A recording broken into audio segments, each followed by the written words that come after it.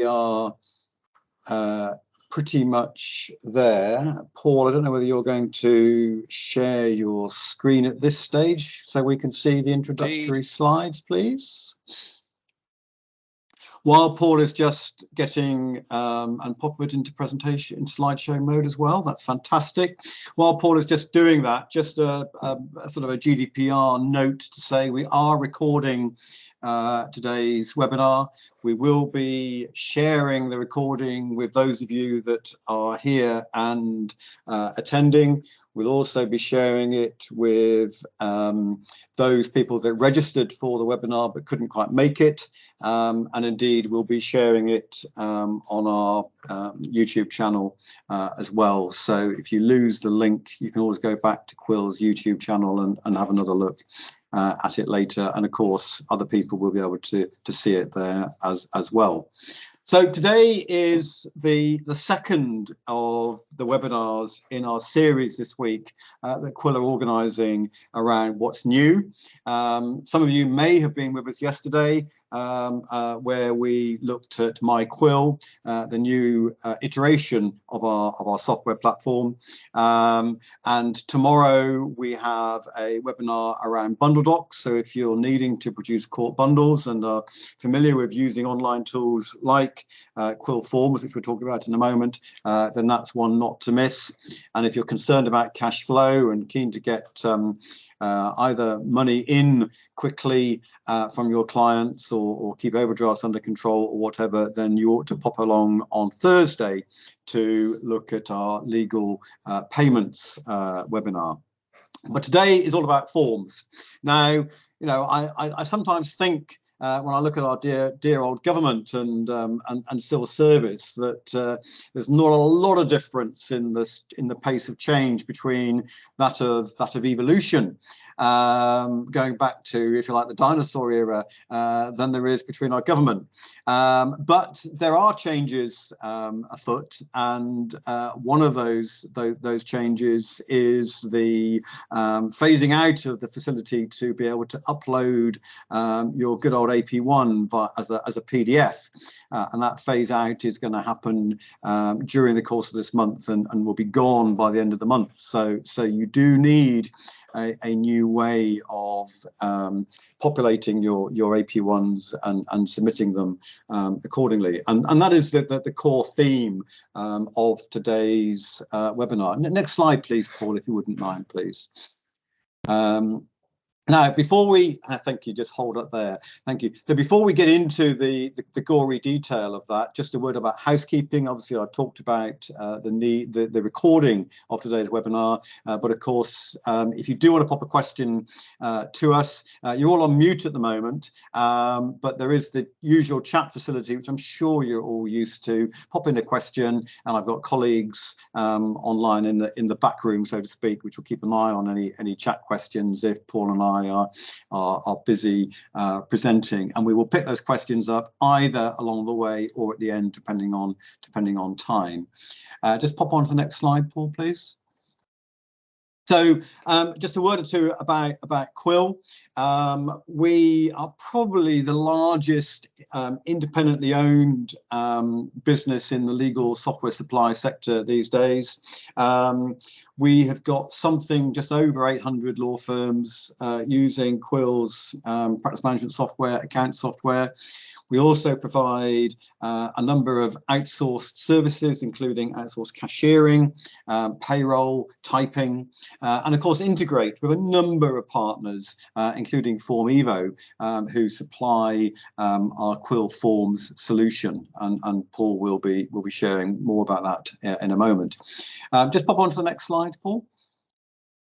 So what obviously I've been talking about this chap called Paul. Paul is from Formevo and is the man that knows and understands how the process of populating your forms actually works, and will take us through the guts of the demonstration in a moment.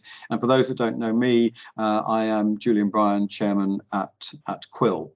So if we just move on to the agenda. Our plan is, what's changing? Well, the government I've already covered this. The government are changing the process, a bit of positive change, much more efficient process as a result. We'll go through these various items through Paul's presentation, and then we will come on to a Q&A for those of you that need it towards the end. So I think without any further ado, Paul, it's over to you. Great stuff. Thank you very much, Julian. So good afternoon, everyone. So what is changing and why? Some of you may remember back in the noughties, the beginning of the digital transformation process within HMRC. And at that stage, the end result of that was a much faster, slicker process at HMRC, and to be honest, considerable savings for the government in terms of the digital process. And so what we're now facing in November is really the Land Registry starting to look to catch up with their own digital transformation process. And the next cog in the wheel as such is, as Julian was saying, the EAP1.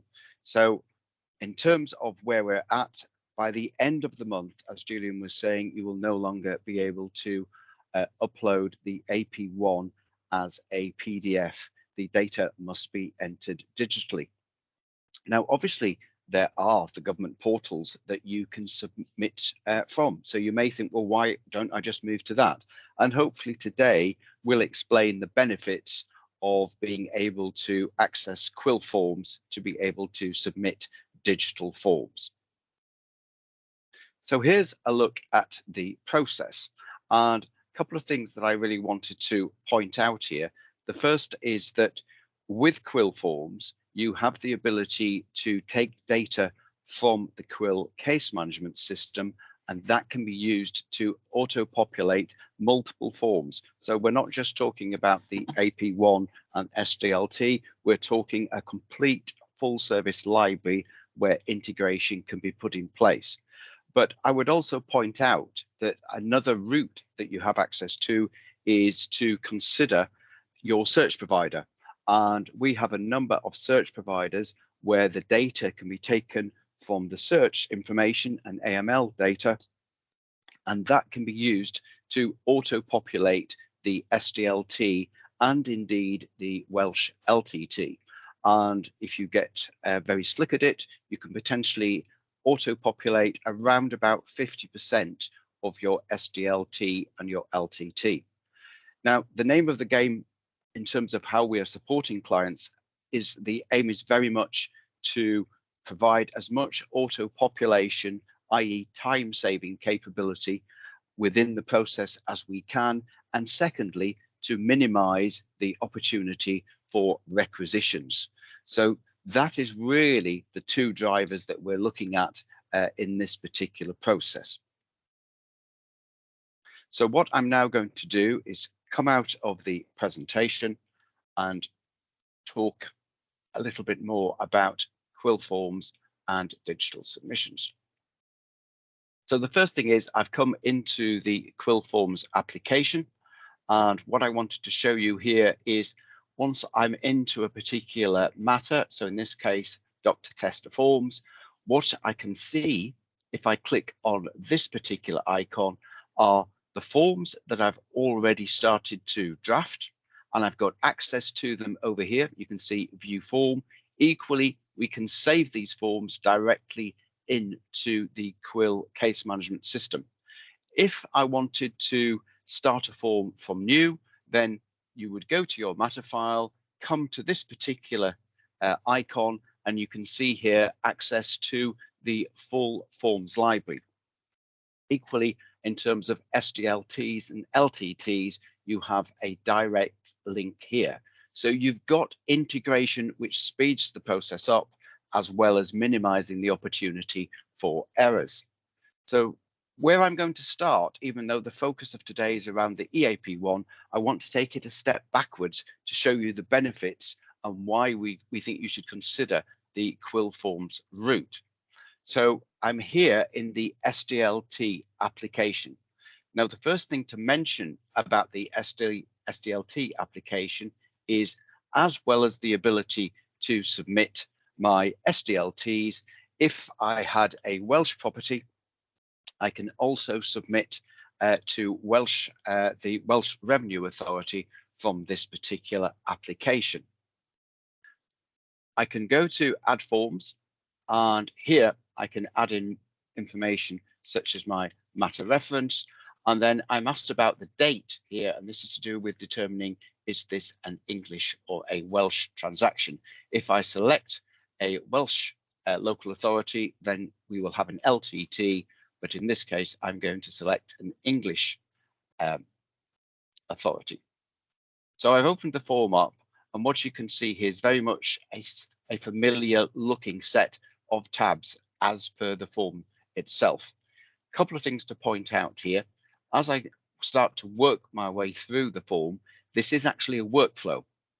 So that means as I'm adding information, the system itself is looking for relevant information to also pre-populate. So you can see here, residential is already coming up. If I move to tax, an interesting thing that I wanted to cover here is, you'll have seen on the slide about the presentation, I was talking there about the Law Society's CQS scheme. Now, strictly speaking, there should be a second set of eyes that check over the tax calculations. And so we've added in an additional Q10.1. Now, this is an optional part of the service, and there is no additional charge for this service. So you can either switch it on or off. But if it's switched on, basically you would click on fee earner, select your fee earners from a drop-down list, and then you would be asking these individuals to check the details. Now, as well as having two sets of eyes looking at the actual tax calculations, you also need to be able to evidence the fact that this has happened. And that's where the audit comes into play. So as other people look at these forms, it's going to capture that, so that if you were ever asked by the Law Society, what do I need to do? That's where you could find it. Now, given I've got a very brief period of time here to really go through this, what I'm going to do is I'm going to look at something that's been previously submitted and take a copy of it so that I've got a completed set of forms here. But I've now done that. Now, one thing to point out that we currently have in our test environment, but we hope this will be going live very soon, is a piece of functionality to reduce the opportunity for errors, which I'll continue to talk about. And what this means is that in this case, we're going to be adding the capability for you to do a proprietor name check. And so at this stage in the SDLT LTT submission process, I'm going to check on the names of the individuals on the land registry. So I've got that ability to check now, rather than submitting this and then finding this is in error later on in the process once I get to my EAP1. So you can see we're starting to combine the processes together in the submission process. Now, once you have worked your way through this form, you will see on the right, I'm also adding information here in relation to the AP1. And so once I get to the point that I've completed and I'm ready to go, I need to have confirmed that the system has been checked by a second set of eyes, and I can now submit some dummy data into HMRC. So we'll let this run, and I should have a result, because it's dummy data, back in around about 10 seconds.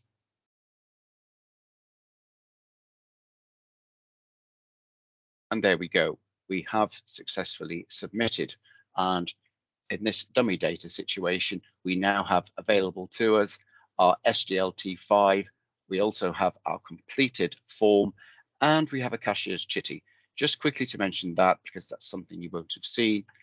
If I click onto the cashier's chitty, this basically allows you to send information through to your cashier as an aide-memoire around this particular submission.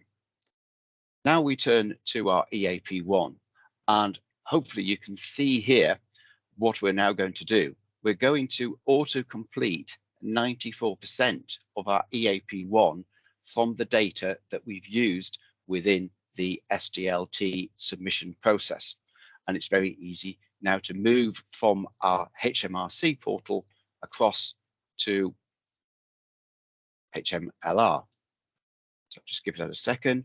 So it has now come across and we've now moved into an EAP1. This EAP1 can basically, the data from it will be directly submitted to the land registry. That's what you're doing here. You're taking advantage of reusing of data and also checking things in advance. So basically, all I now need to do with this form, because 94% of it is already done, is I need to attach 3 documents here. I need to amend a date, and then I'm virtually good to go. Now, a couple of things just to show within this. Here is a good example of where, as it stands at the moment, if you were submitting your AP1, someone at the land registry could look at this, and if they can see that you've confused transferee with transferor, they can make that change for you. That will not be the case once we move to full digital, because these things are being reviewed by software. And so if you've got it wrong, there will basically be a requisition. So there is less leeway to get things wrong in the first place. But the benefit of this system is that because we've filled out data in our SDLT, it is auto-populating across here, and the opportunity for errors is being reduced. Now, with the system here, if there were any requisitions to come out, the requisitions would actually come back and reside within the system. Now, with the land registry, I'm unable to actually e-submit other than in live. They don't have the test data that we can do with HMRC. But effectively, I can go through the form and then e-submit from this point. And if there, as I say, if there were any requisitions, then the requisitions would come back into the system. Now, another thing I wanted to show you is I want to go back into the SDLT, because I've talked about the fact that we've got search or case data into SDLT or LTT, and from there into the EAP1. But as well as that, if we had a commercial transaction, then we can actually go from our SDLT or LTT directly into Companies House. So what I need to do is just go to my form list, and I'm going to show you an example of this. So bear with me where I just look for one of these.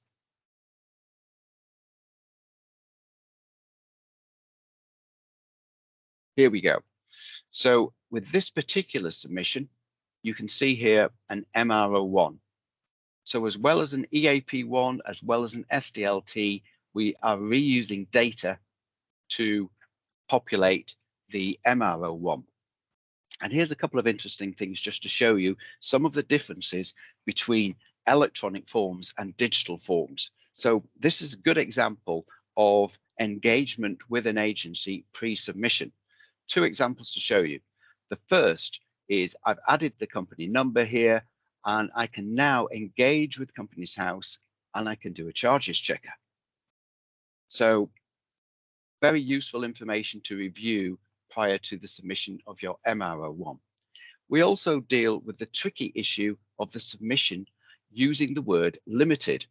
So the challenge is, if this firm is registered as Osprey Accommodation Ltd, and I submit Osprey Accommodation LIMITED, this would be rejected, and vice versa. So how do you know? It's the most common rejection in this particular area. The reason and the way you can get around this is we can engage pre-submission, and we can check, and I can see that it is indeed limited Ltd. So another error, potential error, has been sourced early. If I take you to another area of this form, and this equates really to the EAP1 as well, because with both of them, you will be uploading other documents into the EAP1 submission process. And here I need to upload other documents into the MRO1 submission process. but I'm going to forget. I'm not concentrating, I'm thinking about my lunch, and I forget to add the document that's required. So let's come out of here and let's think that we're good to go and submit. Now, what's happening here is there is pre-submission validation software here, and this is checking. It is not rejected by the agency. The software is checking for mistakes for you, and you can see it's failed here. But equally now you think, okay, it's failed, but where has it failed?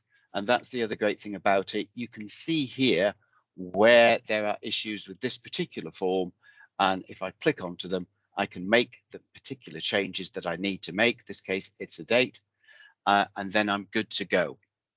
So you can see we've got this flow of data across multiple government agencies, and this is where it stands just now. It does not mean that this is the end journey. There are other things that will be happening.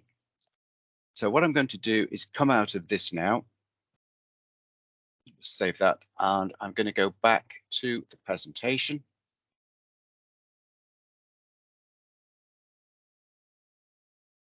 So I've covered everything there.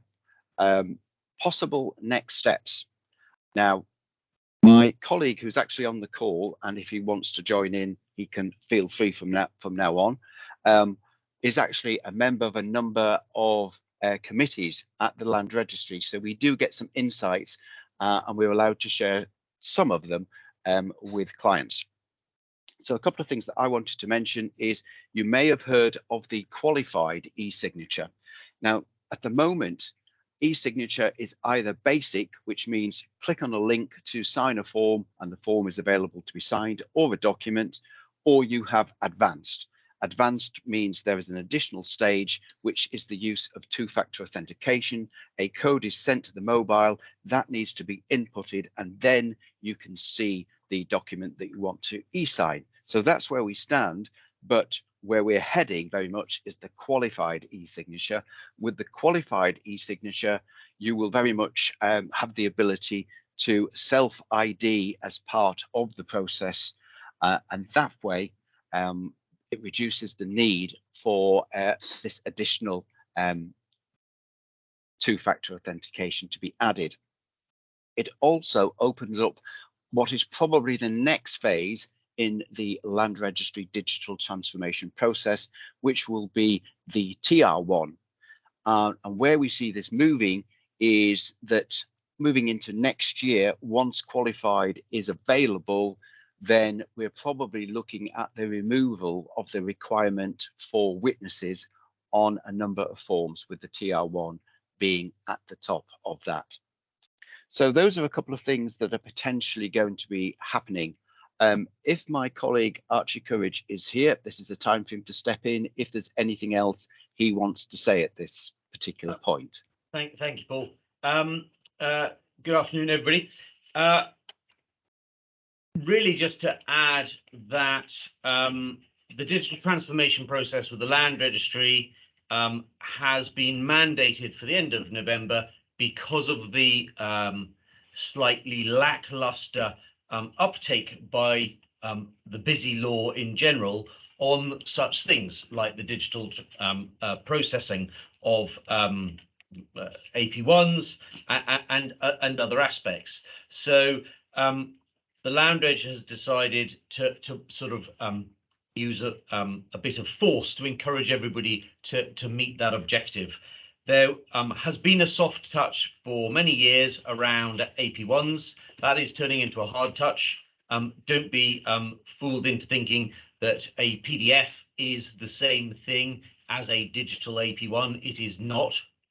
A digital AP1 means you either have to type it in over and over again, or using the Land Reg portal, or using something called Business Gateway and Quill Forms, exactly as Paul has shown, you can use your case management to autofill either an SDLT and or an AP1. And if you're doing the full workflow and in the most efficient way, you're going from an SDLT or an LTT to an AP1, and you're recycling data from within Quill. And that's the value here. So you have a choice. Either type in everything over and over again, on multiple different portals, or use Quill and the data will flow. So that's the key message really that I think once reiterated is be efficient, be Quill and Quill forms, or be inefficient and use multiple different portals. And I think, Archie, to add to that for everybody's benefit, not only are you inefficient when you go to rekeying the data, but by rekeying the data, you introduce error. And Indeed. That's one thing none of us want to do, because we just get the forms thrown back at us or rejected or whatever. Can I just move the conversation slightly to the left or the right? We've got a question from a lady here who says, "Hi Paul, are you developing an application process for overseas entity registrations at Companies House?" There might be one more for Archie than Paul. Indeed. But Archie, would you like to pick that up for this individual, please? It's a good question. The answer is no, because it's dependent upon Companies House producing that. We've had this question before. We have spoken to Companies House about it, and they do not currently have a plan to surface that in an API digital format. So that's the answer to that. I know it's a bugbear and is causing some pressure. But that's where we're at, is Companies House don't have any particular plans in the foreseeable future on that. Now, that may change into 2023 in Q2, when all of this is revised. When you hit April, in effect, for Companies House, that's whenever all these things get changed around. So we will keep you all informed as we find out. What you can do is, if you do look in Quill Forms, you can see the various digital versions of forms that are available to submit to Companies House. So while I've talked about the MRO1, there are indeed quite a good number more than that. So either have a look at the site, or if you need us to provide you with the detail, we can do so. Perfect, thank you. Okay, so I think the lady that asked a question about in relation to Companies House, maybe you knock on the door and put a bit of peer pressure on Companies House, and help the likes of Archie, who's itching to get that next bit of development done. Maybe we can lean on you can help lean on Companies House to get them to develop their part of the bargain, because obviously there always needs to be two parts to this communication between these different systems. Do we have any other questions? Sorry, Julian. Yes, Archie, go for it. Go for it. A slight thought on that very question about the overseas entity registrations. Quill Forms is a platform that can evolve and quickly. So as the paper form that deals with overseas entities is shown on screen, when Companies House or other government departments engage with that digital transformation process, then the effect of Quill Forms is you're filling in the piece of paper, but actually it's digital. So the evolutionary groundwork, the foundations are there for you, not just for one form, which we're talking about here, which is AP1, but for all 2,000 forms. That's 17,000 web pages, where the foundations, the blocks, the stability of your case management going forward is built and ready to become digital as those government departments themselves become digital. So it's maybe just worth making that little point. Perfect, got that indeed. Any other questions? Okay, we're pretty quiet. Well, I've got one question and then we'll move on to sort of what's next. So Paul, can you just run through the costs of these submissions for us, please? Because there's all sorts of different fees for AP1s and MRO1s and so on and so forth. So what are the government charges for these, please, or your charges for these, please? Okay, so there's a bit of a combination with some of them. Essentially, a combined SDLT or LTT with an EAP1 is £8 per successful combined submission. If you want to submit an EAP1 on its own, that Companies House forms, including the MRO1, are £6 per successful submission, but with the MRL1, we also collect the Companies House fee of £15, and that just saves you some administrative time. Okay, perfect, good. Well, thanks, Paul. Can we just move on to the last slide, please? Well, the next one, that's it, perfect. Great. Well, listen, folks, this was intended to be a half an hour whistle-stop tour through the transition to EAP1s, and I hope Paul has given you a bit of a flavour of that. What we're going to do is, for anybody that is not currently got an account within Quill to access the Forms module, we're going to switch that on for you.